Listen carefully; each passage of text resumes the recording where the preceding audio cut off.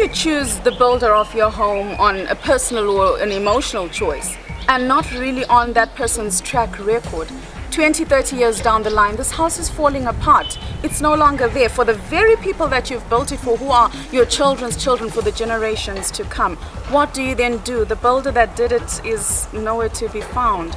Unfortunately, that is the case that we found in Chitungwiza Unit O with this particular house. The owner has invested money into building it and trusting the builder to be able to do what he's been paid for. But unfortunately, plants are sprouting up out of the foundation, walls are cracking right down to the foundation level, and there is no way that this house will be able to see the next 5 years. It's already falling apart and it's not yet even completed. We caught up with an architect, Miss Marilyn Gatsi, who had more to tell us about what could have possibly gone wrong with this home and what can be done to remedy it. From this angle, we noticed the protruding of vegetation from the foundation to the floor level. This clearly highlights that the foundation was not properly done, because if it was properly done, we wouldn't be having this vegetation coming out. When we look at this floor, the compactation that was done here was not done properly. We find that we got areas that have depression, and the other areas they maintained their level of compact. We have issues like the external wall is coming in due to the fact that the internal wall is folding in on the depression, causing the external wall to move inwards. This problem may have occurred in the sense that when they were doing the foundation, the compacting was not done properly. Some areas may have been done properly and the others were done to a lesser extent, causing depression, or they could have made an air gap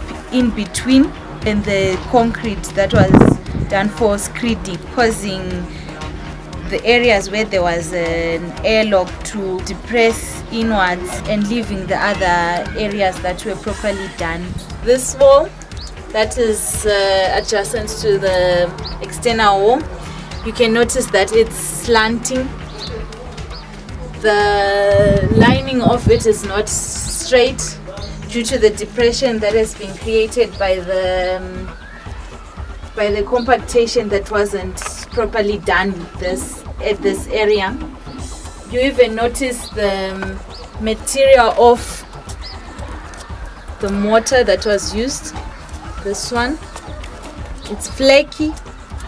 This is why we are always encouraging you, the viewers, to get professional people that know what they need to do and what needs to be done, and you to make a follow-up of what is being done on site to avoid situations like this happening on your construction sites. This wall is pushing inwards into the building because of the depression that we noticed inside the rooms. This is going to be very costly to the owner to have to remove this wall and to redo it. This termites coming out from the foundation is a clear indication that the foundation was not properly done. It was not properly treated to make sure that moisture or these termites do not come out from the foundation. This wall is a disaster. I think nothing shows us much more closely how bad this construction project has gone. When you look at it, it has twisted itself out of shape. What kind of solution can there be besides starting again? The only solution that we have on this project is to start again. We already, as we noticed, we've got compactation that wasn't done correctly. We have cracks on the foundation, and we also have termites that are creeping out from the foundation. The only solution that we have on this house is to actually redo. This wall shakes when you shake it, and it's a 115. Given that there was supposed to be tiles on it, is this structure appropriate? Naturally, walls are supposed to carry the weight of the roof, and the external walls are usually supposed to be double. It's not supposed to be a 115, it's supposed to be a 230.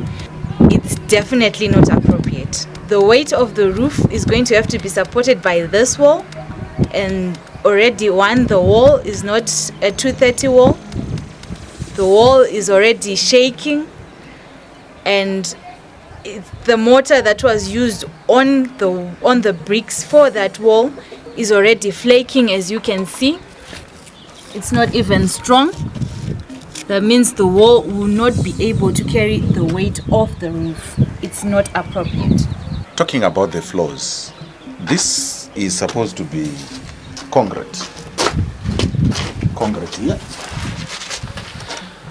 What do you think went wrong there? The combination that was used here in mixing, you're supposed to mix cement with stone aggregates to make it compact and rough. So you think it's about less cement or a wrong type of cement? Less cement was used on this concrete and more of sand and rocks.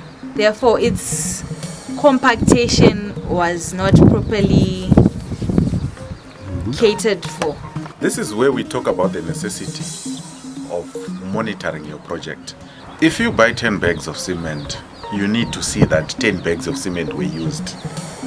Don't give people money to buy 10 bags of cement. Bring 10 bags of cement.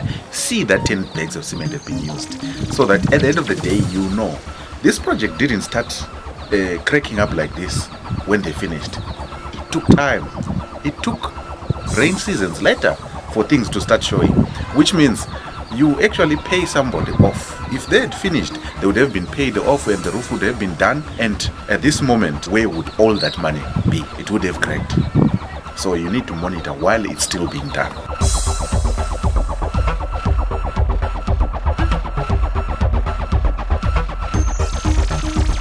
Unfortunately, that's all that we had for you on the program this week. Thank you so much for watching Build Construct, the program that keeps you in tune and in check with the latest trends in the building and construction industry.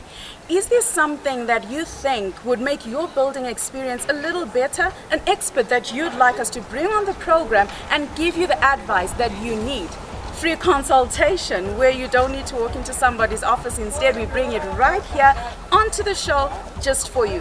Until next week, Zimbabwe, remember to continue bringing in your views, your opinions, and your comments because they matter to us. Remember, until next week, my name is Charlene Mangweni. Continue building homes, building Zimbabwe, and building our future.